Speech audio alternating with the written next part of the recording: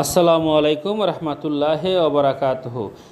গাছ কাইটা সব সাফ করে ফেলতেছি, আর বলে কি গাছ তাহার কী লাভ? গাছ না থাকলে বাড়ির আশপাশটা পরিষ্কার পরিচ্ছন্ন থেকে দেখতে পকপকা দেখা যায়, চকচকা দেখা যায়। অথচ এই জিনিসটা চিন্তা করি না, গাছটা যদি না থাকে তাহলে আমরা অক্সিজেনটা কোথা থেকে পাবো? গাছ তো আমাদের অক্সিজেন সাপ্লায়ার। গাছের মাধ্যমে আমরা ফুল ফল, তারপরে কাঠ সহ অন্যান্য জিনিসগুলো পেয়ে থাকি।